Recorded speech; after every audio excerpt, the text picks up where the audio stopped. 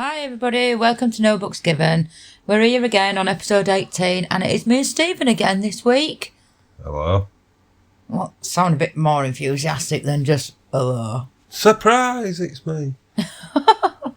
Jesus Christ. So this week, let's have a quick rundown on what we've been up to. We've got babies. Yes, we have had babies. Not me, I'm too old for that. Barren. I am not barren. I've had 2 kids. Thank you. No more. Well, just 2. No more. No, we've had 2 foals, haven't we? Yep. They're both here, so we thought, as soon as we've had the foals, we will talk about foaling this week. Lots of things to talk about there. Lots been going on. Yeah, so we had... That's why we're a bit behind, really, on podcasts, because been busy. We have been, it has been busy, and... so Felicity did a short one while she was driving the other day, and I do apologise. A few people have said that it cut off short. I think she started talking and then it must have cut off. I'm not quite sure what happened there, but yeah, I don't know. So we didn't pay a phone bill. They maybe cut her off. I don't think that is the case at all, to be fair. I don't think not paying your phone bill can cut you off a podcast, to be honest. No, because you're recording that, aren't you? That was a joke. I'm not saying Felicity can't pay a phone bill. All right. Steady. Can you pay a phone bill, Felicity? Only asking for a friend. Don't be a dick. So I've been busy foaling. What have you? Oh, you've ended up manic busy with bars and marquees and stuff, haven't you? And bars, pigs. marquees, pigs, and everything in my bloody twain. It's been mad. Absolutely mad. We did do a right good marquee though. Why are you talking really quietly? Because I'm a quiet kind of person. Ah, you fuck. I don't feel like I need to express myself vividly this time. We're adopting a new approach. Ah, yeah. Softly speaking to the viewers, listeners. Aye. Anybody else listening think that's the right load of shit, and Don't it won't you worry. last long. I'll get set on shortly. Yeah. So you're busy with marquees and bars and pigs. Oh yeah, local villagers got Barnby Feast on this weekend. If anybody, that's always a good do. That's actually. a good do. Should come down to that. I think it's only Barnby Moor. It's only a few quid to get in. Yeah, they always have a lot on, don't they? And, I think that they've scrapped wagon pull this year because they're all shit. Well, put a fucking 14-ton lorry on a bit of grass and pull it backwards and forwards a few times. Yeah, that sounds like a recipe for a bad back and a few weeks off work, doesn't it? So no, they've stopped with that, but there's live bands on. There's a bar. There's always like stalls and stuff in there. Loads of stalls. Barbecue. Yeah, big barbecue. Barbecue's always good. Yeah. You get good meat from butchers and such as that. Not badly priced either. A bit of fun fare there. Not massive, but still a bit of something to do. Dog shows. Yeah. Do dog shows and all sorts of stuff. Loads of stuff for kids and stuff, isn't it? Yeah, no, it's fantastic. Fantastic do really is that one. But yeah, so we've got a marquee there at weekend. That's coming up. Giant Bradley Day on Sunday. Oh yeah, I forgot about that. In Market Wheaton. That's another big one. They shut all the Market Wheaton Main Street, and how big doing there? Load of stalls and bands, and they had a motorbike show last year. Yeah. Got whinged at like fuck for doing donuts in car park, but that was part of the show. Well, there's always somebody to bloody whinge. Yeah. Well, I won't be going to either because I'm working all weekend. Yeah, well, I'll be busy taking one down and putting the other one back up, so I probably won't make either of them. But yeah, so we've got that coming up. That's what's been going on in my life. And you've had your babies. Yeah, I've had my babies. So I've been on full watch, getting up and checking on them every 2 bloody hours. Full watch, it was more like fucking full miss with you. You went to sleep and bastards were born. I know. Both fucking times. Check them every 2 hours. And then when I know that they're actually on properly, and then I check them every hour. And both times I've checked them every 2 hours. Checked them at 3, nothing. 5, they're there. Like, what the fuck? Experienced mares, aren't they? Yeah, and the thing is, like, Daisy had bagged up and waxed up. Well, she'd bagged up like 2 weeks before. And she'd waxed up like I don't know, was it like 4 days before? And then she just popped that little bit of extra wax on and had it next day. Well, no, there wasn't anything when I checked her. Belle didn't wax up at all. It's because it's a knob. So, yeah, so I checked him. I checked Belle. Belle foaled first. I checked at 3, nothing. 4:45, it were there. I'm like, fuck's sake. She foaled out in the field, which I do prefer them to fall out in the field. If it's an alright night, if it's going to be crap weather, then I bring them in. So she foaled out in the field. She was still wet though. She had a nice little filly. Well, I can't even call it little, can we? Because it's a right monster. It's a big, strong filly. Who we've called Foxy. No, we haven't. Yes, we have. It's called Fanny. No, she's not It's called Fanny. No, it's not. It is. You can stroke the fanny. You can pat the fanny. Stephen. You can ride the fanny. It's not called You can take your fanny out in the street if you really want. So it's up to you. Take your fanny for a walk. Right, shut up. The reason why he wants to call it Fanny is because we're on letter F. And it's got a end in IE or Y. So Stephen thinks it's a great idea to call it Fanny. Good, strong Scottish name is Fanny. I think it's a name that... We're not fucking Scottish. Can you remember that Iron Brew advert? Yeah, I do. When they were there in hospital. Yeah. I think we're going to call it... I can't even do a Scottish accent, but... Try. Do it, Stephen. No. Basically, they called the baby Fanny. It was an Iron Brew advert. They called the baby Fanny. But, yeah... The problem with this is, it's a big Fanny, really. She's not called Fanny because she'd be called... So they're all called White's something or other, and I always try and put the dad's name in it. So this would be called... If we went with Stephen's idea, it'd be called White's Vanilla Fanny. It sounds like a fucking OnlyFans name or some sort of Pornhub name. Well, she might get subscribers. Not happening. She might get more subscribers than what we've got. Quite possibly, but I ain't shouting Fanny across field. Well, you don't really need to. She comes to you anyway. Yeah. Because she wants her ass scratching. She is really funny, actually. It's really friendly. Like, as soon as she sees you, she has a little whinny to you, doesn't she, and comes over. But then she turns round instantly and pushes her ass up against you because she wants a backside scratching. Yeah, if you didn't know, you'd think it was backing up to you to kick you. Yeah. It genuinely ain't. So that's Belle's fault. Plants its ass on you. And then Daisy's foal was born 10 days after, again. Oh, she was born in the stable because it was crap weather. Yeah.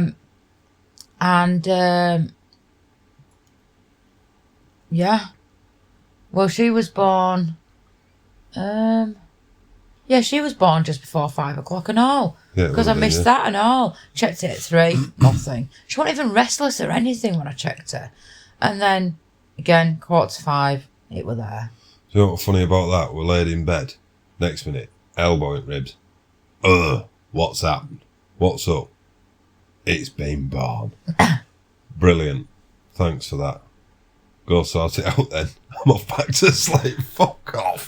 5 o'clock. As long as it's up and alive, that's not my department, isn't that? It wasn't the case though, was it? No. She fucking scared us, to be fair. She didn't look great when she was first born. But. So we thought she was a dummy foal, which wasn't great. And we was trying to get her up and stuff, and she was just crap, wasn't she? Well, I'm saying crap. She was pretty much lifeless, wasn't she? She was worse than a colt. Colts are generally lazy, aren't they? Yeah, colts can be quite lazy at getting up and going for the first suck and shitting, actually. They're just crap. They're just lazy all round. She wouldn't get up, would she? She was like laid on the floor. Well, I took a picture of her, actually, to show you. And it looked dead. Yeah, it didn't look great.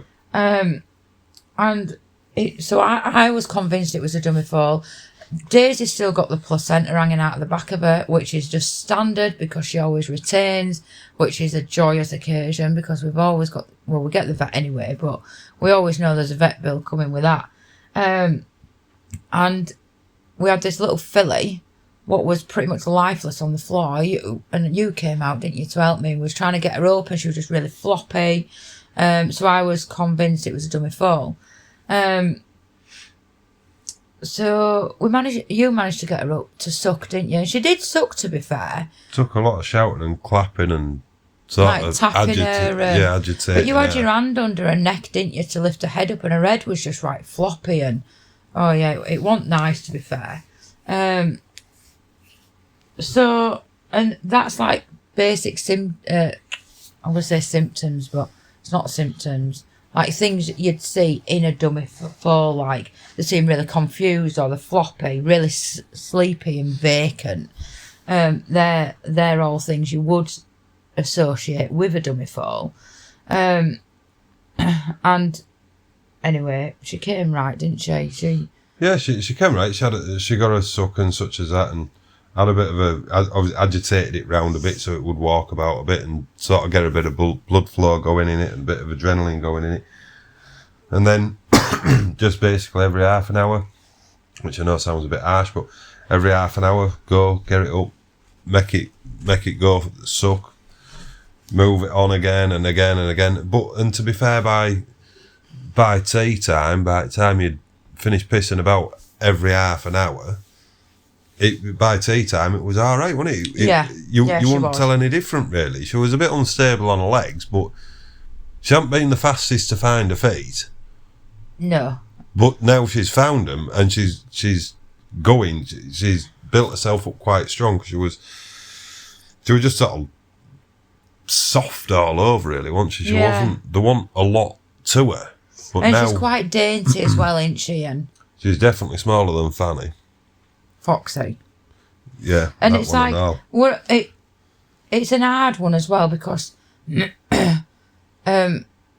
dummy fall, nobody really, so it is actually a thing. It is dummy fall syndrome. It has got a proper name to it, but I can't remember what it is. I know it's a funny name, but they don't actually know what causes it.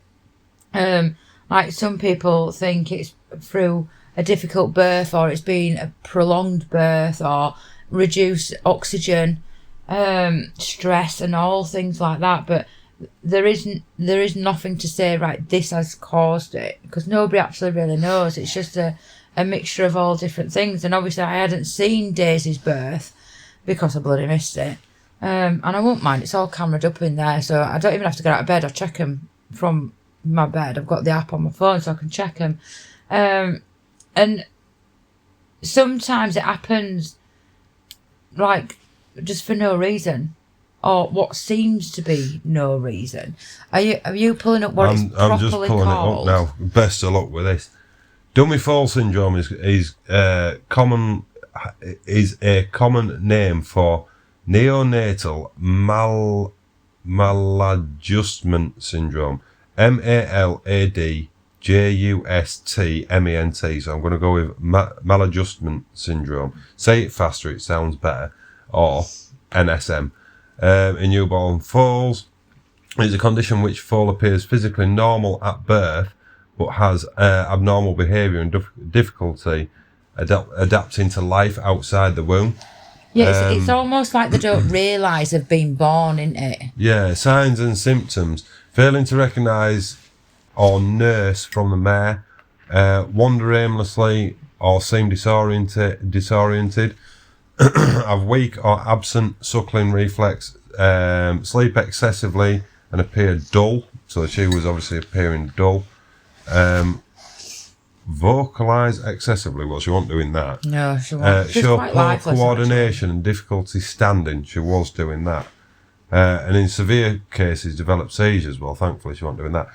Symptoms appear within the first few hours of giving birth. What causes it? The exact cause is not fully understood, but current research suggests that some foals do not undergo a normal hormonal and neurological transition from fetal to newborn life. So that makes a lot of sense. If it still thinks it's inside its mum. Yeah, that's what I just said. It's like they don't realise they've been born. During birth, hormonal changes normally switch off fetal sleep-like behaviour and active, alert newborn behaviour. So risk factors, and this is probably what sway does to it as well. her falling wasn't that long, but you could tell that she'd had a bit of a time of it, couldn't you? The mare when the fall was born, she'd had a bit of a time of it. She'd passed a big fall such as that. So difficult or prolonged labour, premature placenta separation, red bag delivery. Well, we're going to go through that later. Caesarean section, obviously that never happened. Oxygen deprivation before birth, well, you don't know. It probably shouldn't have been. High risk pregnancies, well, she didn't have that. So basically, there's not... basically, there's not much knowledge about what really caused it. You've got your obvious common symptoms. Yes, I know, I've just fucking read pretty much, well, not all of what you've just said, but given the facts on what you've just said, I'm not saying that you were wrong. I'm not coming out with a brand new idea, am I? I'm not going to stand in front of fucking Liverpool vets and tell them that I know more than them. Well, I don't know. I can do if you want. By the time I've done, they won't know their ass from their elbow. Yeah, so there is no definite known cause, is there, of a dummy fall? But basically, where is that from? It's a beautiful bridge provided. We say it all the time. Can you not remember that guy that looked a bit strange? Big, tall, lanky guy. Bit of a tash, and he'd walk up with a beautiful bench provided. Yeah, what just she's goes got up, some good legs on her. Who goes walking in woods and stuff. Yeah, I know you're on about now. Check out this bridge provided. Yeah, I know you're on about now. So yeah, if you do have a fall and you think it's a dummy fall, best thing to do is ring your vet. And that's the bottom line of it. It needs colostrum, but you never know. It might need tubing, might need drugs off your vet. And your vet can do, what is it called now? They tie him up, don't they? Yeah. What's it called? It's like a reset. Madignal squeeze. Yeah, that's it. So they put soft ropes around the fall, and it's your vet what does it. Don't you go trying to do it. And yeah, I won't let Stephen do it. It'd be fucking hanging from you. Like a fucking contortion. Tied up in every which way. They wrap the ropes around the fall and hold them quite tight. Madigan squeeze. For about 15-20 minutes, and it's to mimic the fall being born again, so like the pressure on the body, like it's coming through the birth canal again, and then obviously they let it go, and then hopefully it awakens the brain, if you like, so that it thinks it's born. Does that make sense? Yeah, it does. Yeah, it's a weird way how it brings it back into like the newborn state, like it's just been born. Oh yeah, I'm awake. Let's crack on. From my understanding of it, they sort of tie its legs back up underneath itself, so it's tucked back in, then wrap. Oh no, they quite don't tight round its chest. They don't put the rope around the legs, but they tuck them in, don't they? But when they're a dummy fall, you can get the legs right in. It's more round the barrel, isn't it? Yeah. That they really tie up and compress. Yeah. Obviously, it's still able to breathe, but yeah, not a procedure that you want to be going through unless you really have to do. But again, that's where your vet comes in handy. And get a good vet as well. We've mentioned in past. Some vets are good for some things and some vets are good for others. You don't want a lameness vet for a dummy fall. If you've got a good lameness vet, if that's all you've got. But if you know you're breeding, get a reproductive vet. I mean, we're lucky because our vet who does everything is a reproduction vet. Yeah, and he's really good as well. So like it that, wasn't him that came out though, was it? This time it was Kaylee that came out. No, it was Kaylee because it was. She's still really good though. She's been a repo vet for a lot of years. That's what she specialised in. We've known her a lot of years. Yeah. She's lovely as Kaylee. So she had the joys of sorting Daisy out. So Daisy always retains a placenta. We know she's going to do it. So she had the joy of coming and taking that out. So that was. It went well, actually, to be fair. It didn't take as much getting out as what it normally does. So that was a bonus. But then obviously she had to be flushed out. So we're flushing loads of fluid into her. And every time we were putting jugs of water into her, she was crouching down trying to have a piss. And you're like, just stand up. We're doing this for a reason. You need to be cleaned out. You scruffy mare. And this is why your vet charges a fortune. Being pissed all over. Well, it wasn't wee. It was. Well, it was all the water. Oh, was it not, Sam? I wonder what it was. Shut up, dickhead. Was it orange juice? It didn't look like orange juice. So yeah, that was that for her. 4 ladder tetanus, which we always do. Checked out placenta. That was all there. Because that is a massive thing. If you're going to fall and you haven't done it before, and your mare's gone full term, whatever, your foal's on the ground, you must check that placenta, because if any is left in, even the smallest little bit, a bit like people, your mare's going to become very poorly very quickly, and the chances are you end up losing it. You've got to make sure it's all out. So ends up in a toxemia, doesn't it? Yeah. I think some form of toxemia, but it can be as far as I'm aware. Don't quote me on this, but it can be as much as like if you leave a thumbnail worth in. Yeah, it's only a tiny amount. Just all that very tiny. Yeah, it's only a small amount. So no, I want it back. I'm just moving. And if you're unsure, if you are unsure, ring your vet. Get your vet to come out. Get your vet to come and have a look at it. I mean, it is a bit grim. Like, you look at it and it feels like snot. It's horrible. But you just get it out, lay it out on the floor. Make sure your 2 horns are there. Yeah. And then just make sure it's all there. You'll be able to see where everything... It's quite interesting, actually. If you're not squeamish, I like getting it all out and making sure it's all there. But if in doubt, give somebody a shout. It's better to be safe than sorry. Yeah, 100%. And at the end of the day, if you've got them out, just to make sure that that's all there in one piece, don't leave it in the middle of the field, because fucking crows will start pecking it. Yeah, they do. But shove it in a bucket. And that's what I tend to do. I'll check mine, and then I'll shove it in a bucket and put a bag over the top of it, and I still get the vet to check it to make sure it's all there. Yeah, although I know it's all there. If the vet has to come out, yeah, get them to check it. But if you think, we'll get away with it, well, if they come out, they can check your fall and all. Yeah, that's just make sure everything's right there. And iodine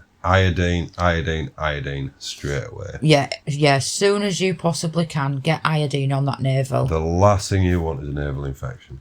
And they do come quick, them, don't they? Navel infections, they do come very quick. Yeah. So it was a bit tricky getting iodine on Foxy.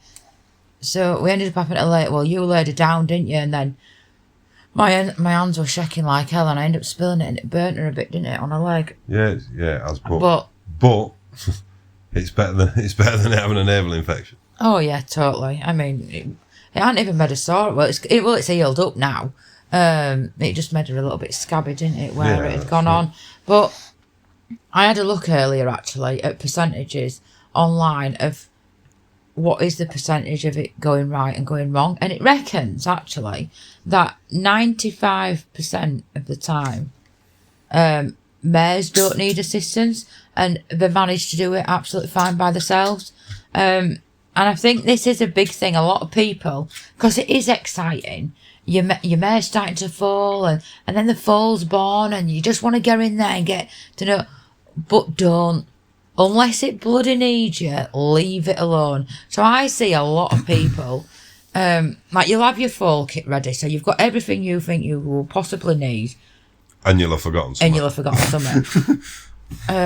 You'll have scissors in case something needs cutting, and you'll have string to tie your placenta up or whatever, and you've got your iodine and enemas. Me personally, I always give the foals an enema. I just do. Because I just want that meconium to come out and then leave them to it. Some people do, some people don't.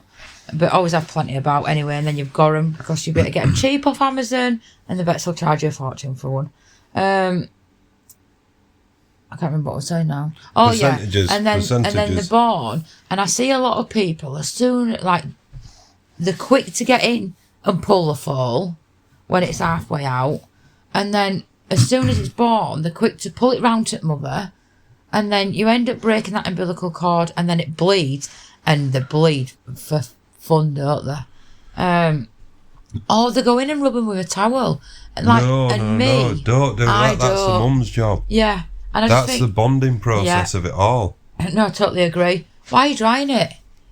9 times out of 10 you're falling it somewhere anyway. Yeah. So it's warm enough, and the mare's going to lick it clean, and then it's going to dry. And a thing that you're doing with that as well is generally you would wash your towels in soap powder and fabric conditioner or whatever else. You're rubbing a totally wrong scent. Foreign smell on it. No, leave it as best you can. Let them get that bond, because that's where it all starts, isn't it? Yeah, that's it. So when Foxy was born, she was born outside. Fanny. She's not called Fanny. She's called Foxy. When she was born outside. She was up, but she was still stumbling and she was still wet. And she stunk. She smelled funny. A smelly Fanny. She was a smelly Fanny, I'll tell you now. And then, so I went out and I watched them for a little bit and what have you, and she was in the little paddock. I'd already separated them off from all the others. There was just her and Belle and Daisy together.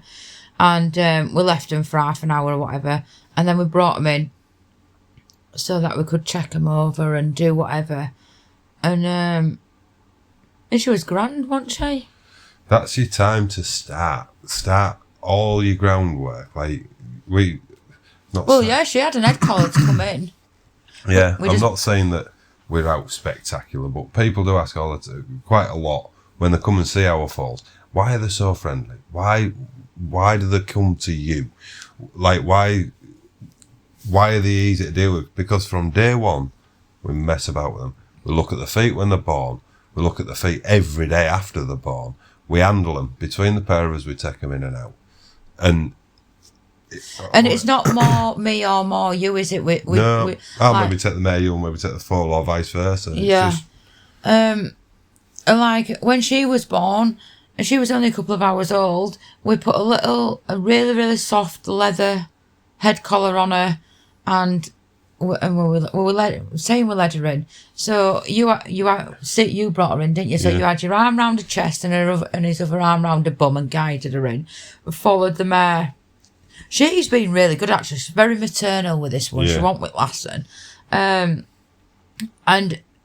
they have that at minimum twice a day. When they go out and when they come back in, never ever leave the head collars on the foals. They get taken off. Definitely not. Because they're always getting up into mischief and if a foal can ever do out wrong, it will. Like that Fanny, it's been in every field. It's not called Fanny. Every field so far that it shouldn't have been in just bursts in. It's like, oh shit! Oh, that. Can you remember? She managed to break out at riding paddock into back right field. Oh yeah, in with everybody. With everybody. That was day she was born. She was stood in there going, fuck, what's going on? Oh dear, I don't like this. And everybody had just sort of formed an investigation around her. Yeah, so the day she was born, come here, Fanny. They'd been in for a few hours, and then we was turning them back out, weren't we? And there was in my little riding paddock, but it's only got a top rail on it. It hasn't got bottom rails on. Well, she decided she was going to go under the rail and go into the field with all the rest of them. Sean was like a giraffe because he was like, what the actual fuck is that running round? And everybody else were just like, oh my God, look at this. Not Daisy. Betty and Elsie are just running around like absolute tools. And poor... I was going to call it Fanny then. Yeah. Foxy's just stood there in the middle whilst everybody's like congregating round her. I'm like, shit, come and help me, Stephen. Where's my mummy? I want my mummy now. I don't like this. Belle's going fucking mental. Mummy. Mummy, I'm scared. Well, Belle doesn't like you anyway, does she? Right, so you went and got the foal. I got Belle. We had to walk down the bloody fence line and get her out. True to form, it could get out the fucking field, but little twat couldn't get back in, yeah, she didn't want to go back in, did she, under the rail? She does it now. She ducks under it now. She's wassing a sheep. So she was born. She was grand. And then the other one was born, which we've called Galaxy. So White's Vanilla Galaxy. So they're both out of Vanilla Sky. Verity Frank's that, isn't it? Yeah. Verity Frank's stallion. His stable name's Ghost. It's absolutely stunning. Palomino warm blood. Very good bloodlines. And obviously my mares, I'm saying obviously, for anybody who doesn't know, my mares are cobs, traditional cobs. And the idea is I want to breed something what's got a bit of smartness about it. But ain't too spicy, because a lot of people are breeding warm bloods to thoroughbreds and stuff like that, and we're ending up with these ridiculously intelligent horses. Nobody can do fuck all with them because I want to ride them for half an hour a day. And you And get they need that to be worked. combination that needs working, doesn't it? So I like to put something a bit sporty to something cobby. Put something a bit sporty into a rocking horse. Yeah, pretty much. You got a rocking horse with a brain, Yeah, why not? so it can escape. Well, Galaxy doesn't escape though. That's the other little fall. No, but I tell you what, that Fanny's eating food. I know. I feed the mare, and she's in there eating it. And for people that say it's just mouthing on it, oh, No, it's not. It's not. eating. It's swallowing it. And I tell you what, that Galaxy did tonight. She's on eating her mum's food. Greedy And babies. what date is it today? 7th. It's 7 days old. I don't know. It just said I've got a slow charger. Yeah. To go with a slow owner. Yeah. Yeah, so that's them two being born. They are fantastic things. Farrier's been today. Mac's been today. Yeah, checked them both over. That's obviously one's 7 days old. What's the other one? 10 or 11? 10 or 11 days old, is There's it? 10 days between them. Oh, 7. So one's 7 days old, one's 17 days old. Just Yeah. Get Farrier out. Well, he'd pop round actually for a beer, I think. But it's Yeah, but whilst you're they here, get checked all the time by the farrier. have a look at this. See as if you think everything's going in the right direction. Make sure everything's But again, right. they get when we go in with them on a morning, we pick the feet up.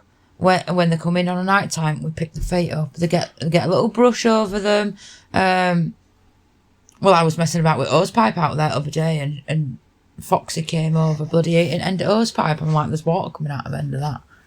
Well, yeah, 7 and 17 days old, and a farrier turns up, can handle them. Yeah. Obviously, we handle him. He picks the feet up and such as that. But it's no big battle because it's already been done. Yeah, Galaxy's a little bit more. So he's got a bit more spice about him. Yeah, compared to Foxy. But then, like, she did have us prodding and prattling about with her that first day she was born. So I think that's just set her back a little bit, made her a little bit more shy. But she's come round loads. They're both smart fillies, to be fair. But I love breeding them. I think it's great. I know some people don't, and I did ask earlier about what people think to breeding and whether they do it or not, and we'll go through them in a minute. But there were just a couple of things what I wanted to say, just for people what don't know, because I know there is a few people what listen what are new to horses and or don't have anything to do with horses, actually, because I know a couple of people have messaged me and they're not horsey, but they enjoy listening to us two waffle shite. So one question I do get asked quite often is how long a horse is pregnant for. So average, normally about 320 to 370 days. So they normally fall roughly around the 340 day mark, which both of mine do. They're quite. See, I'm going to shoot myself in the foot here. Don't say they're not predictable. They are quite predictable.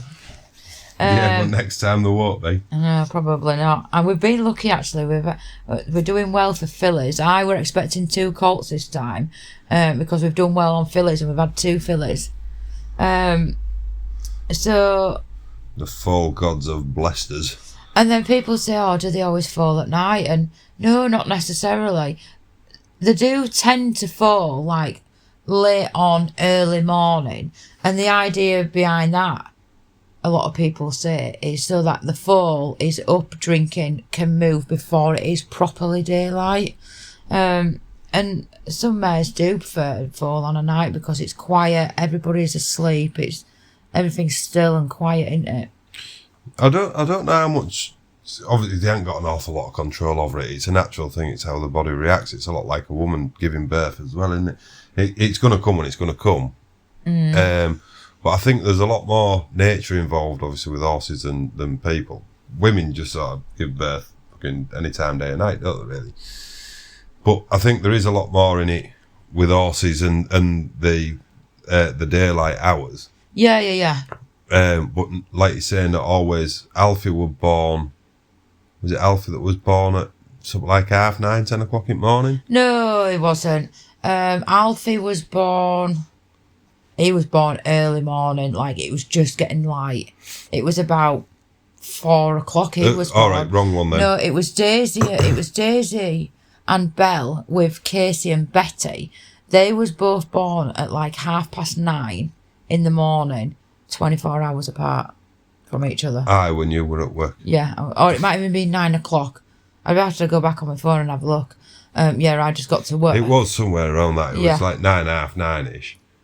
But it is what it is, isn't it? They're going to come when they're going to come. Yeah, you just keep an eye on them and see what's what. But and then I always stick to, and a lot of people do, the 1, 2, 3 rule, which is 1, it should be stood up within an hour. It should be drinking within 2. Your placenta should be out by 3. And another one I always say, obviously meconium should come out. So your meconium is the first shite what comes out. It's awful. It's black. It stinks, and it's quite hard. It is. It's hard for it to get out. And then foaling wise, because Jess were asking me this the other day about how long it takes and stuff, and they can be quite restless all night when they're getting ready. But the actual foaling, pushing them out, don't take that long. It's only like 15 minutes or so for them coming out, and as long as they're coming out the right way, which you tend to can see, leave them to it. Let them get on with it. I mean, if you've had kids yourself, last thing you want is people prodding and poking at you and fucking about. You just want to be left alone. Somebody turning up with some big fucking clobber hands and interfering. Well, they do, don't they? You get midwife there, it's like, just put your feet up here, spread eagle, let me have a look, see if your baby's coming out, and you just want to say, fuck all off. I want to do now is push like no. When all I can see is top of your head, fuck off. It's crowning. Oh, fucking fantastic. I feel like I'm going to prolapse. Yeah, and then like, this is going to be a bit depressing, but like things what can go wrong, like anything, things can go wrong, and they do all the time.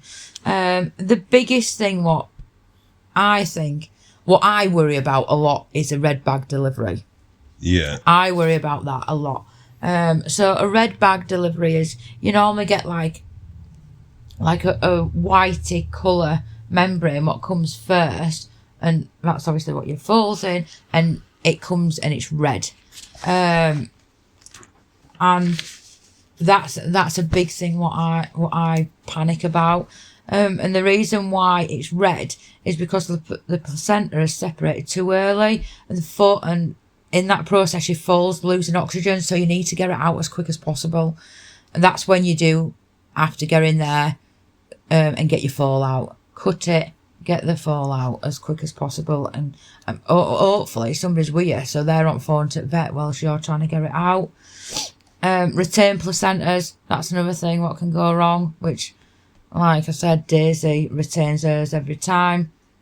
Tears from foaling, just like us, your mare can tear, and she might need stitches and some bute and some antibiotics and everything else. We've already gone through dummy foals. Can you think of any? Oh, a big one. Rejection. Fucking rejection. Fuck me. Right, go on, Stephen. You tell a story. We've dealt with her. Have we dealt with one? Oh, we've had a mare. What was a rejected foal? An orphan foal. Thankfully, I can't remember names. and I'm not going to mention where we I was. can remember the names, but I and am I'm not saying. going to mention which vet practice we was under at the time, but if he's listening, he'll know exactly who we're on about. So we was on a yard, is about best I can describe it, and they had a foal that was born, and the mare wanted to kill it. From start to finish, she was adamant she was going to kill it. Well, obviously, you do the right thing. We was trying to keep the foal as safe as possible. We were trying to get it to suck. She wouldn't let it suck. She got to the point where she wanted to kill us. She wanted to kill the foal. She wanted to kill everybody, and probably herself, given half a chance. But she was only a young mare, wasn't she? It was a first She were a time. maiden as well. It were a first time, such that. So she didn't know what the hell were going on. And I think, to be honest, there was a lot of interference, not particularly from me and Sam, but from the people who own the spot from the start. Yeah, they like to be in and hands-on for everything, don't they? But you can't do that. And especially with a maiden, because it's and not with the breed of horse that it was as well. I can't say too much because the person will work out. Well, you can. It was an Arab and it was a dick. It's as a young horse, it's turning around going, shit, what the hell is this that's falling out of the back of me? And where's it come from? Why has it done it? And all the rest of it. And it's got a brain. It's an Arab. It's overthinking job. And it's looking at it going, fucking hell. Anyway, if they'd have left it maybe would have worked out all right. No, I don't think it would. I think she'd have killed it. Quite possibly. But short and tall of it was, there's a drug called prostaglandin. No, oxytocin. Oxytocin. Oxytocin makes it come into milk. Prostaglandin is the one that you overdose it with. Well, say overdose it. It's not an overdose. Do you want to Google it? I'm a Googling. Basically, you can give it the vet can give them a drug which makes all the body contract again. So essentially, they think they're going through the labour again. And we didn't. The vet did it with this particular mare. Well, Stephen is sat on the floor with this tiny little foal, holding it down. What do you think it is? Oxytocin? Yeah. No, you're wrong. Is it Oxytocin is for milk. All right. Is it prostaglandin? Prostaglandin F2A. Bring a mare back into season or heat. Double its dose, it makes it give birth again. Well, it don't give birth again, but it thinks it's giving birth. It thinks it's giving birth again. It starts sweating up, all its body starts contracting, all such as that. It goes into a proper state of giving birth, which is a bit weird that you can do that with drugs, but it really does. I think they should do that with fucking men. I wonder if we could do that with you. If we overdose you on prostaglandin. And I drop down dead. Well, you're insured. Autopsy turns out he's got a massive dose of fucking prostaglandin in him. What the hell's gone on here? We decided to PG him. We did a podcast, right? And I thought it'd be fucking funny. But I recorded it. It's all right. Anyway, so overdose it on prostaglandin. Well, say overdose it. I bet, right. Medically overdose Hang on. Just hold your horses a minute, right? How many women are currently listening think it'd be a good idea? I'm not saying we're going to do it because we'll end up in trouble and end up in prison altogether. What better do our podcast? But if we could do it. I had one only phone call to contact my daddy. Shut up. Right. If you actually could give your other half an injection so you went through the whole contraction, sweats and everything of labour, would you do it? I absolutely would. Sam. Without a shadow of a doubt. Fucking give up, love. You were too posh to push. A pair of yours have come out with a sunroof. Hang on a fucking minute, whoa, right? Whoa. Hold on a fucking mo. So with Ellie, I went through the whole labour process. Yeah, but you were that lazy you couldn't bloody follow it through, could you? It wasn't the fact that I was lazy, actually. It was the fact that she was all tangled up in the cord and her heart kept stopping. So don't give me that fucking shit. Oh, you'll fucking come out with any Oliver? excuse. Yeah, granted he was booked in. Yeah, 9:45. Out you get. I think it were a Friday. Eviction notice served. Get the fuck out. Right, so anyway, yeah. Give it a massive dose of prostaglandin. And it will go into labour again. Fantastic, right? So You're sat on the floor. This mare's fucking just being jabbed up, and she starts getting all gruffy and thinking that she's giving birth. Right, Stephen, take this foal in there. So I slide it into the stable, and I'm He were sat in only a little corner. one, he. He was a little avid. Yeah, that wasn't his name, but that's what Stephen called him. So we slid him into the corner, and I've sort of got him. He's trying to get up, going, "Mummy, mummy, mummy." I'm like, "No, you've just been born, mate." She's gonna kill So you. I'm holding it to the floor, and I'm sat in this corner, and I've got this mare that I know will strike badly. Oh, she looking was at me. savage, her. And but for the entirety of the time that she was under that medication, she thought she was giving birth, and she loved it. And as soon as it wore off, it was a very, very dangerous place to be. And we should have just given up at that point. Yeah, we should have done.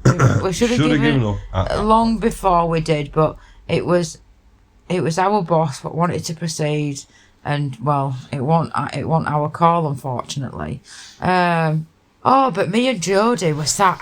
In fact, we've got pictures. We made him. Can you remember outside stable? There was that fucking. Looking back now, I think what a set of fucking idiots we were, because we shouldn't have done all that. We should have just put it on a bloody thingy mare. On a foster, yeah. On a foster mare and left him to it. Yeah. But we didn't. We did as we were told. Picture. This is many years ago, this. There's a picture of me and Jodie in this barn. Will you get your hand off your face? With a minimum of 3 coats on.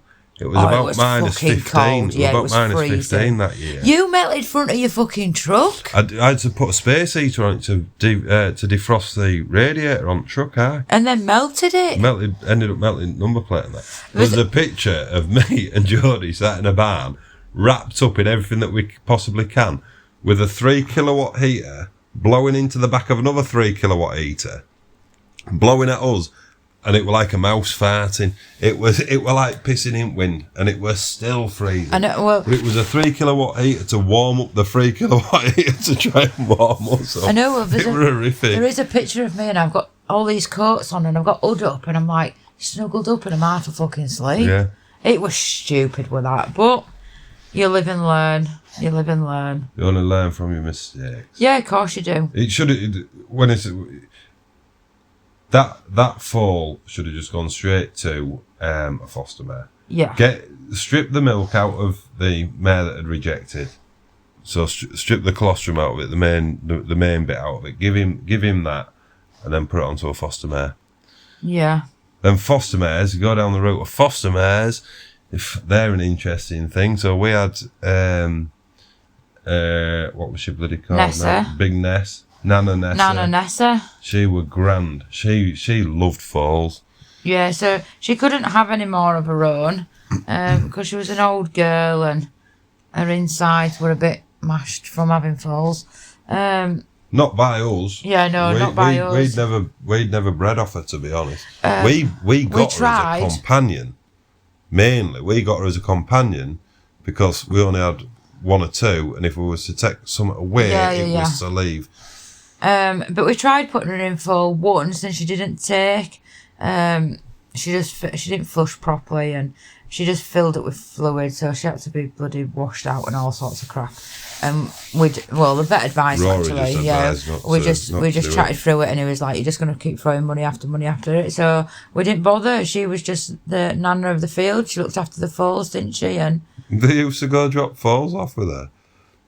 Yeah, it was funny. Like we'd turn them out, wouldn't we? And they'd walk over or whatever, and foals would go to sleep, and Nessa would stand over them, and the mums would just walk off and leave them. But then she wouldn't leave them. No, she was a good mare. But she would have come into milk. Well, she did come into milk. Yeah, as she did. As soon as you put a foal near her, that was it she started producing, didn't she? Yeah, she's like a wet nurse. Poor Nessa. She was mint. She was just desperate for kids. She was desperate to look after kids. She was like that great grandmother that you've always had, that you've always wanted. Always wants kids and wants to feed them. Yeah. And then you've got like the whole covering side of it, which can be interesting. So you can. Nessa got bummed in Goxham. So you can have them. You can have them naturally covered, where obviously you take them to the stallion, or the stallion. Well, your stallion very rarely comes to you. You take your mare to your stallion. Some places you can do it where you will drop your mare off, and you'll leave them there for a while, and they'll tease the mare with the stallion and see whether she's ready for covering or whatever. And if she's ready, they'll cover. If she's not, she'll stay there a little bit longer. And then some people will leave, once they've been covered, they'll leave them there until they're scanned. And then if they're scanned and full, they'll come home. Or if they're not, they'll leave them there to be covered again. Some studs will only cover them once and then leave them and then scan them. Other stud yards will cover them, leave them a couple of days and cover them again. Some mares will take that, others won't. And it can be quite daunting if you've never been before, or never done it before, or whatever else, because you'll hold your mare, or in my case, who had hold of Nessa actually? Really? And then the stallion comes out and jumps on top and promises her a good time and then shoves it up her bum. Which, well, to be fair, I'd say she wasn't impressed, but I think she just fucking stood there, didn't she? I think she was a little. Yeah, in Nessa's defence, I'm gonna say she was slightly taken aback. She was like, never had this before. You've got it in wrong hole, mate. Oh, Jesus, we're going to have anal babies. Well, when fucking Becky pulled it out and it just went all off her. And then he shoved it in where it should have been. Oh, I can remember when, who was he covering now? And I'm sure you had hold of it again. And I'd have had odd at mare. I generally have odd at mare. And he jumped on and he didn't get it in straight away, and like some pre-spunk come and it landed on Becky's face. Fuck me, I've never laughed so much in my life. I'm like, Jesus Christ. But it's over really quickly, isn't it? It's like the jump on, a couple of pumps and that's it, done. Yeah. And you're like, all that noise and carrying on, and that's it. And it is a fair old racket, like. And it does, like, you do get some stallions what are brutal to the mares, like they'll bite them and carry on and whatever else. And you do get some what are really nice. Like he was, so Stumpy, who was Betty, Elsie and Casey's dad, and he's got loads of other youngsters out there. He was really good with the mares, wasn't he? He wasn't nasty or anything, and he liked a good commoner. He liked a big fat airy cob. And he was. Remember Jane washing her flaps off? Like, oh, we'll like this one. Oh, yeah. Good old Jane. Is there wiping inside at mare's legs and touches her, tidying a waspy bit so that he knows where he's going, I thought. Yeah, she's on about being airy and how he likes them airy. That was funny. And then these two, actually, what have just been born now, they've both been AI'd. AI babies, yeah. Yeah, so vet comes and scans and jabs them, and then we get the semen. He pops it in and then comes back and scans. And it's quite simple. Well, I'm saying it's quite simple. It's quite simple for me because I just fucking hold them there. Yeah. But like with your AI job, speak to your vet and see if you can get a package. See if you can get a package price. Because they generally do. Yeah, we get them, don't we? So, and this is another thing I was going to talk about, actually, the costings, because the amount of people say, is it worth doing it? If you're looking at the financial side of it, absolutely not. Yeah, but if you're looking at the financial side of horses in general, unless you're breeding and know that you're going to end up with some top spec fantastic racehorse, right? But you're never guaranteed. No, there's no money in horses. Just admit the fact it's a hobby, and if you're breeding something that you want, if you're going down a bloodline that you want, fine, fair enough, you're breeding something you want. You've got a 50-50 chance of a filly or a colt. That's a chance you take. But it's the reward factor out of it, is a lot of it, is a reward of that is what we've bred, that's what we've produced, and it's gone on to do great things. Or hopefully it's gone on to go do great things. If not, unfortunately, life's full of disappointments. You bred a shower of shit. Financially, it's fucking ludicrous. No, buy something at 3-year-old, 4-year-old, do what you want with it. But the one thing you haven't got with that is, there's two things that you haven't got with that. It's been handled by somebody else from the start. You haven't. Do you need a drink or something? No, I need to clear my throat. I'm going to say you're doing my fucking head in doing that. A big old cough. What's that word? Like a fucking frog croaking.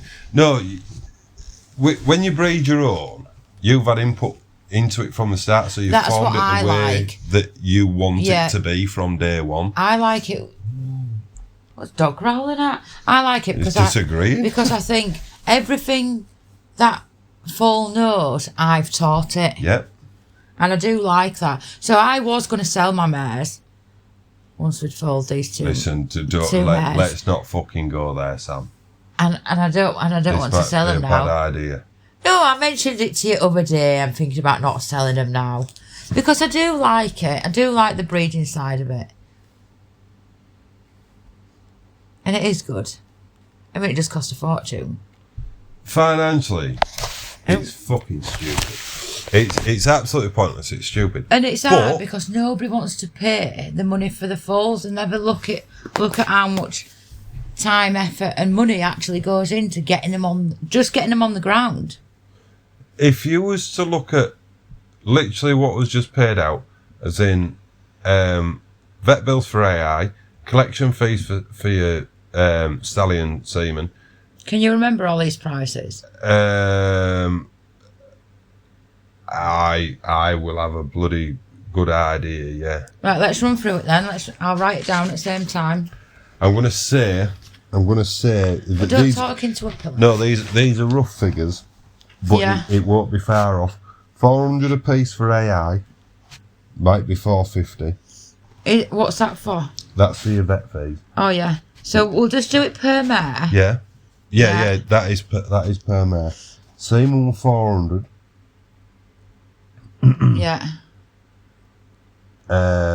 Collection fee was something like 75 and 75 a mare. Well, 75 a sample, and Belle had to go twice. You needed two, so 150 there.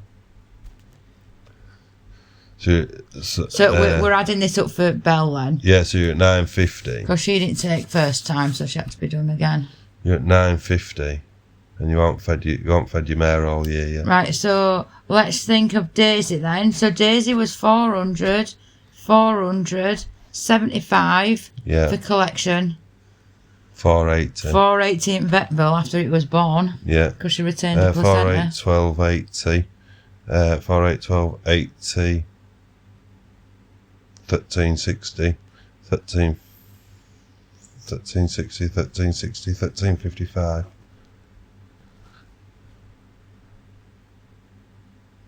What did you just say? 1355. Yeah. But you've got your mare for 10 months. Yeah. And then you've got and then you've got your foal and your mare for 6 months. Yeah. And if you say, I don't know, what will it do? What will I say? Half a bale a month? Right. I'm trying to be generous. I'm trying to be generous at that. Half a bale a month. Yeah. And you've got how many months? Say 10. 6 and 10, 16 months. Yeah. So what does that work out to be? 16 months. At half a bale a month. So that'll be, well, let's say 20 quid. 20 quid a month. 16, 32, 320 quid in feed. Yeah.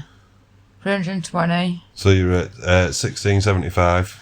And then I feed them the last month of pregnancy and then all the way when they've had the foal. So you're at 1675 now with a bit of feed, right? Let's call it $2,000. Just you haven't trimmed your mares yet. Yeah, just call it $2,000. and that's just got it on ground. You haven't made a profit yet. Yeah, that's bonkers, that. And then people whinge when you... No, but you want your money back. But when you put a price on it, and like, oh, well, I can get a colt for 100 quid. Well, fuck off and go get a colt for 100 quid then. So we're calling these 2 fillies $2,000 in cost. And obviously we want more than that for them when we sell them. But if it were a colt, you'd be looking to get 1,500 quid for it.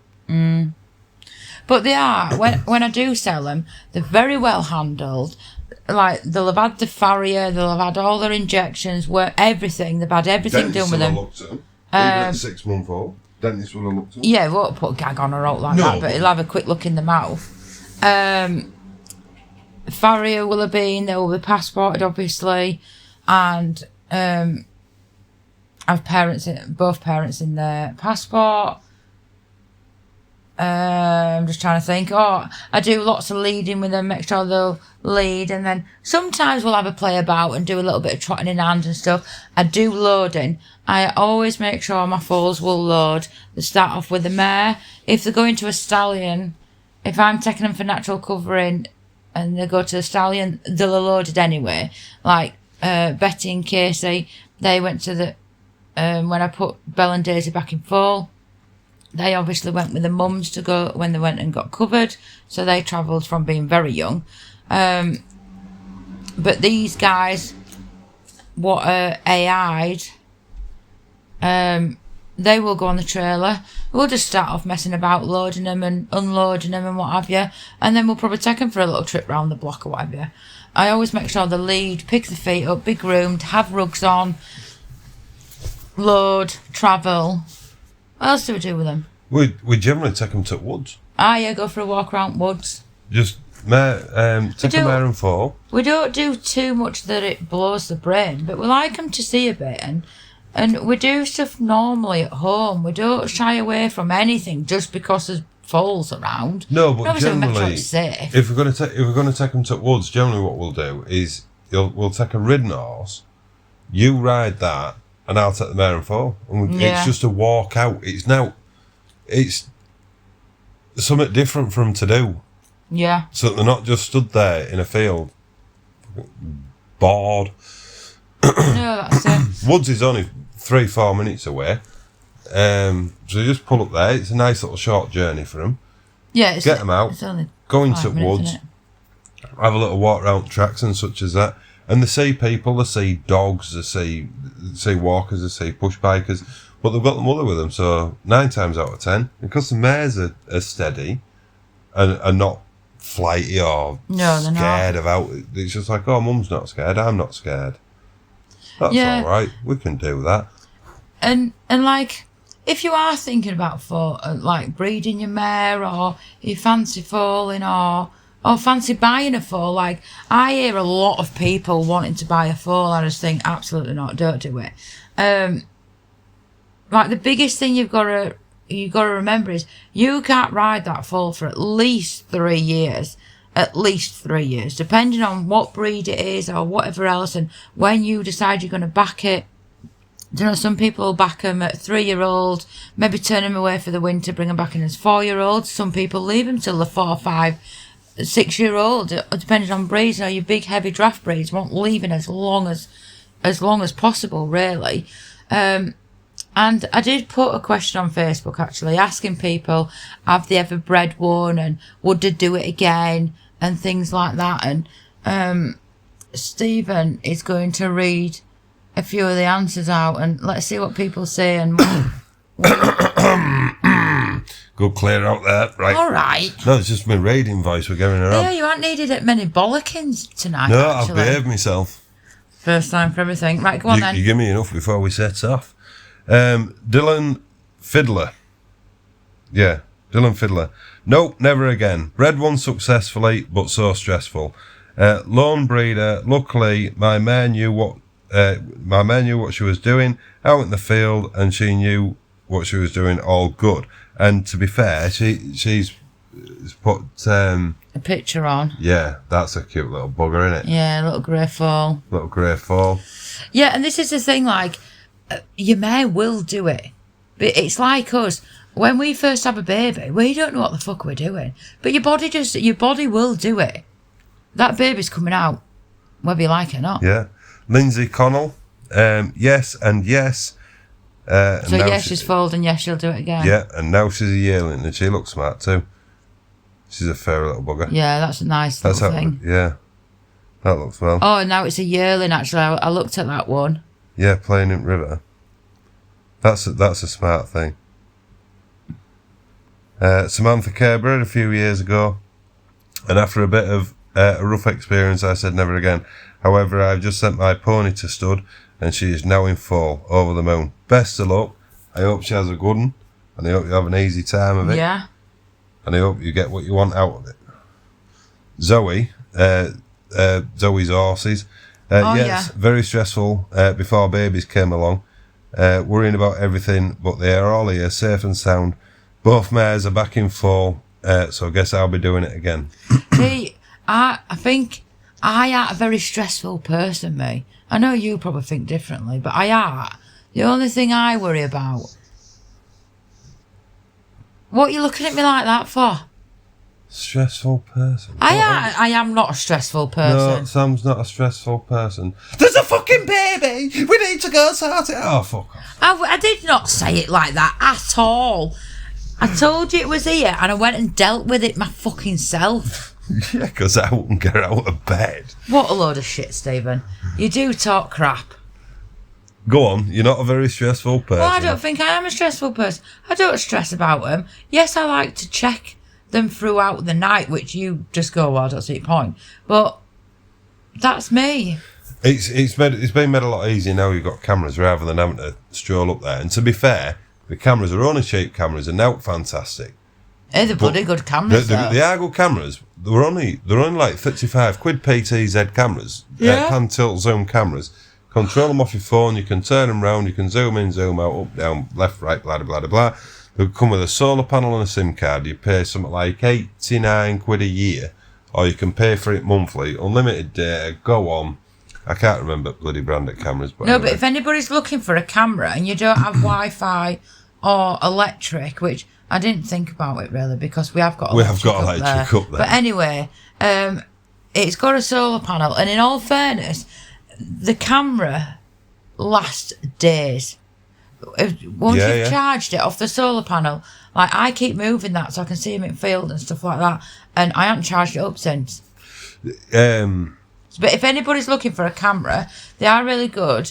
Let me know and I will send you the link. Like I said, like Stephen's just said, they were only cheap, 30 odd quid. And they're like 11 quid a month if you want to pay monthly, and that's for unlimited internet, whatever you want to call it. Data. At night vision on it is really good. And it's got a right good light on it and all, hasn't it? Yeah, it has. And you can take pictures, you can record. You can put a memory card in it. Yeah. So that if you want to go back and have a look at stuff, yeah, so if you want to know what they are, let me know and I will send you the link. They're only off Amazon. Yeah, yeah, go on, carry on anyway. Hannah Miller Burton. I have 1 to 3 falls a year, and I would do it again and again. It's stressful and can be scary. You need to prepare for additional vet bills, additional care vet bills. Yeah. I've got mares in fall in Uber cameras. I don't know. Under cameras, I think that's meant to say. Well, maybe under cameras. And mares that prefer to fall out. There is that. Some like to be in and some like to be out, don't they? Yeah, I like them to be out because they've got more room, haven't they, for when they're up and down. But then some people will have the falls and they'll keep them in for a few days. I like to get them out. Get out and play. That's how they build the muscles and build strength in the body. There's no, if you've got the ability to do them, and you can just put your mare out with your foal, so that so that they're still bonded together and not in a herd. Fantastic, because you get that movement, you get the stimulation out of them, you get blood flowing, you get strengthening up. Yeah, that's my opinion anyway. Yeah, that's mine as well. Like mine, they're still out, just them 2 mares and the 2 foals together. They're not with the rest of the herd yet. They see each other though over the fence and what have you, but they're still on their own because the second foal, Galaxy, well, she's only a week old, so we'll wait a little bit longer until she goes in. That bloody Foxy, she could go in with rest of them already. Oh, she won't give a But shit.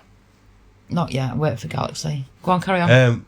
Lynette Willoughby, first time, got a beautiful Irish draft cross filly. Love Irish drafts. She's 5-week-old now and amazing. Mum absolutely smashed Foaling for the first time. We're very hands-on with a filly, which is proving to be so beneficial.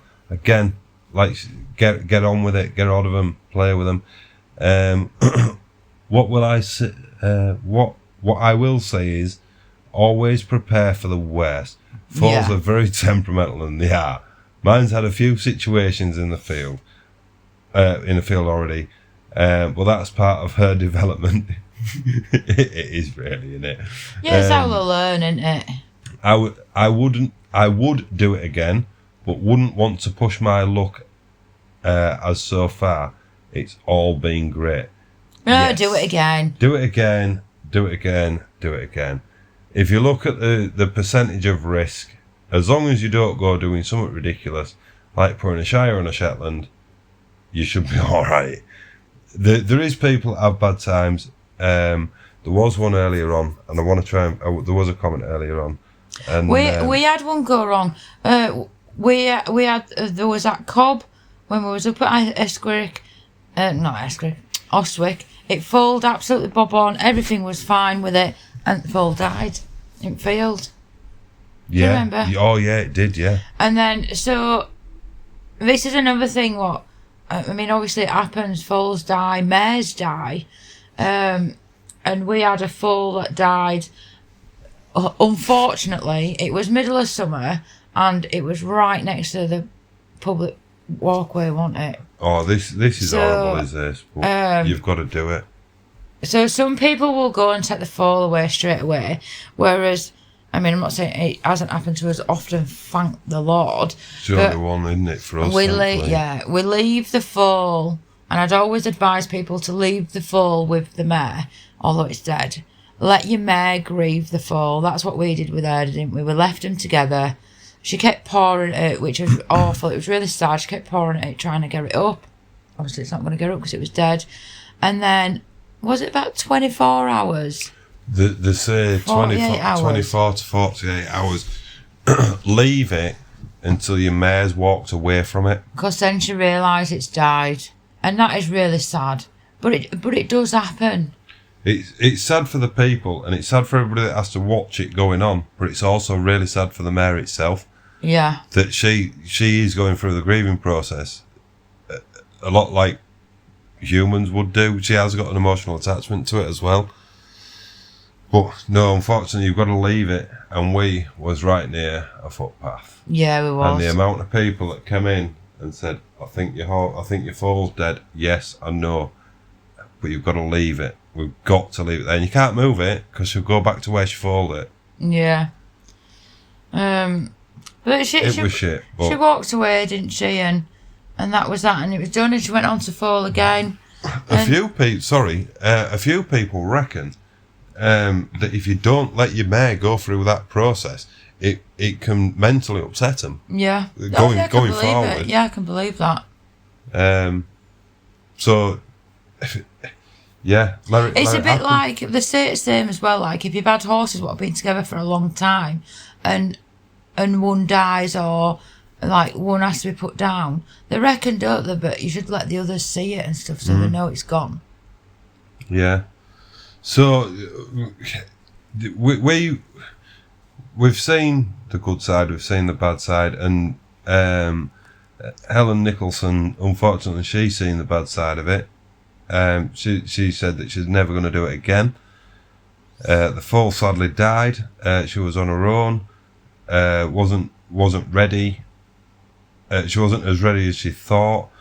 The vets weren't very helpful, and the vets weren't as helpful as what she thought either. And it broke her heart knowing what I know now.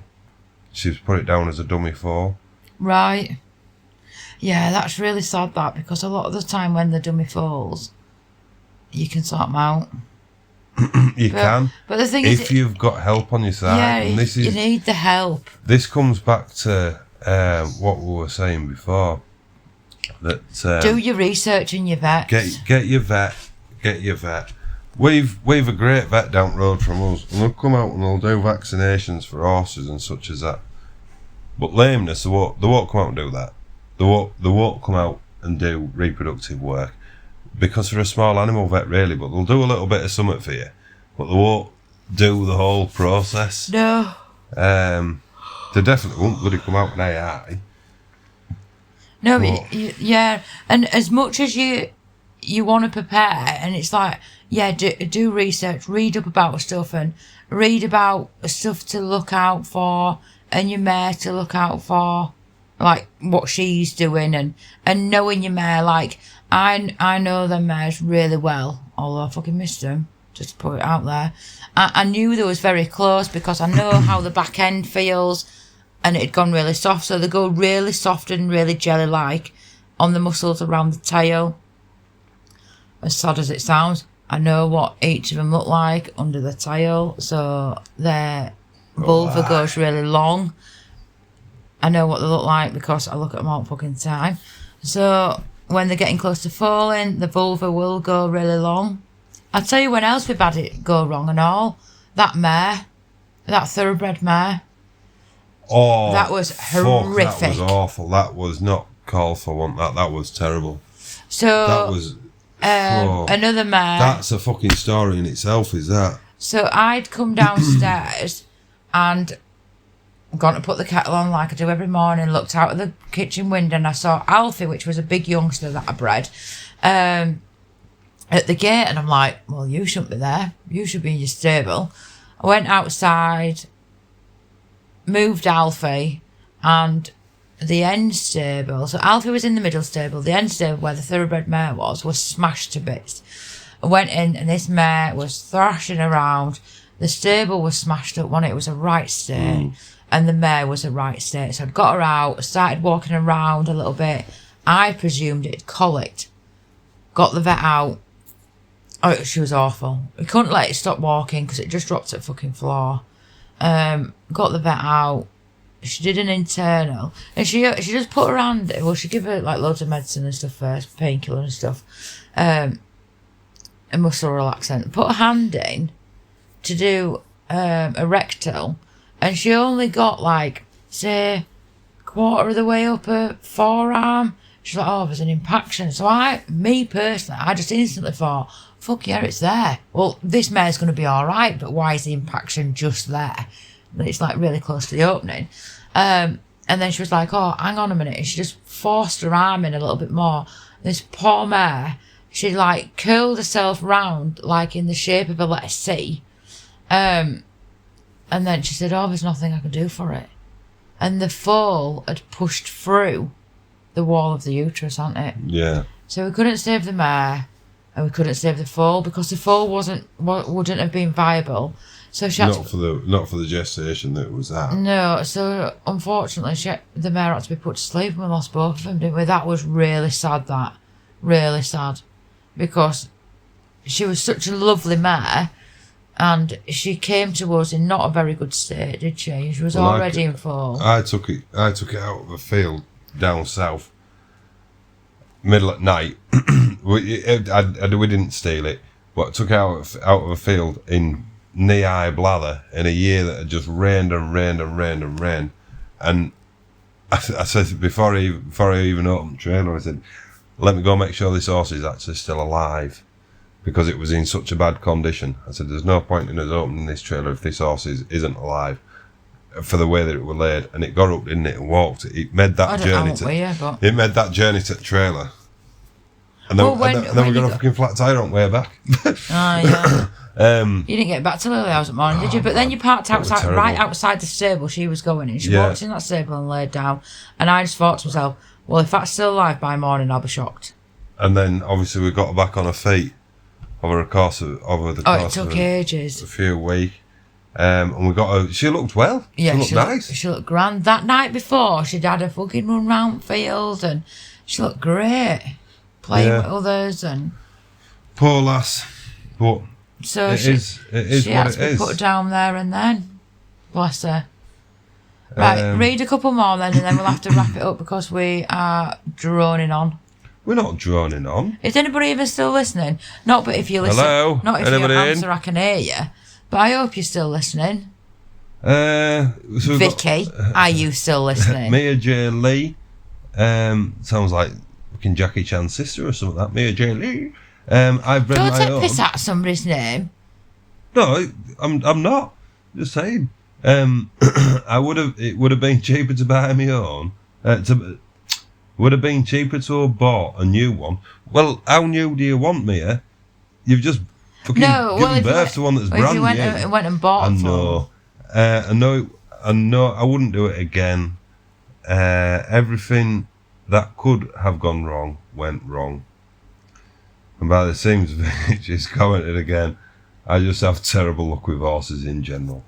Oh, Nobody needs bad luck. it does Because sometimes when you have feel bad like luck, that. the fucking vets turn up. Yeah. and make your day And then your bank even account's worse. empty. Yeah. Right, one more. Need to get a good one. We need to get a good one. You can buy what you want, but you can't breed what you want. So they say, and it's right. Yeah, it is. Right, But and that was Amanda McLean. But then you go and you think it's what you want, and you buy it, and you get it home, and it's fucking not. So there's arguments on both sides, really. I do get it, like, it'd be cheaper to just go buy a 3-year-old than it would buy one and bring it up yourself. Like, I hear a lot of people, and I have for many years, thinking of buying a foal for the kid so they can grow up together. No. Absolutely not. No. And a big thing what I always say is, don't let a foal do something you wouldn't let a full-grown horse do. No.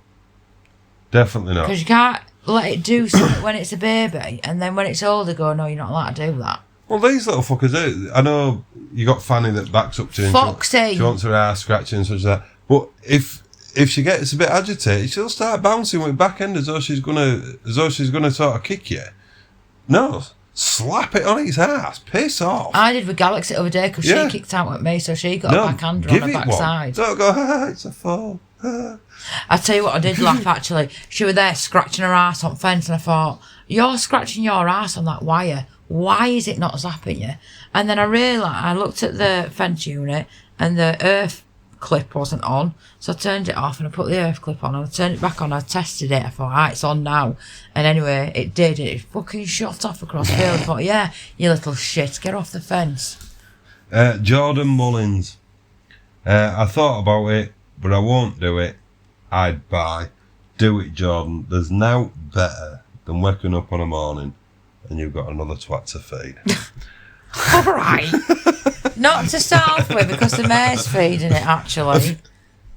We're 7 and 17 days in, and the fuckers are already eating out of a bowl.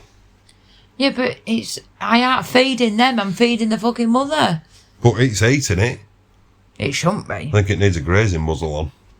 Yeah, maybe. Grazing muzzle for a fall. Right, so I think we'll call it a day at that, Stephen, because we've been rabbiting on for ages. They'll be wanting another short one off Felicity. Because Felicity's were short and we've fucking gone on for ages. I think to conclude it... Yeah. Shush, buddy. If you've got a bit of land at home and you want to do it as a bit of an hobby and sell like we have, it's Sam's hobby. We've obviously gone through costings. It's somewhere in the region about $2,000 to hire a mare and get it to weaning. And it all depends on your stallion as well. Like semen prices. Yeah. Obviously, your semen price is variable. Your vet prices are variable as to where you are in the country and such as that.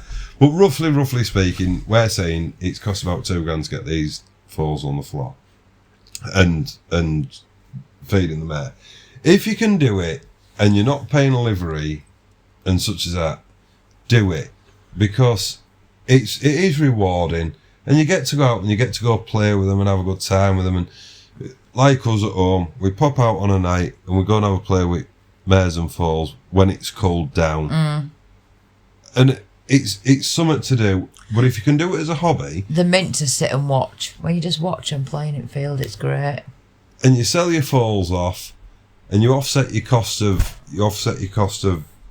breeding them and such as that, maybe we won't make your money back. But you've produced that, and you think, well, actually, it's gone on to go do a good thing, or it's going to go have an enjoyable life with somebody else. But don't breed shit.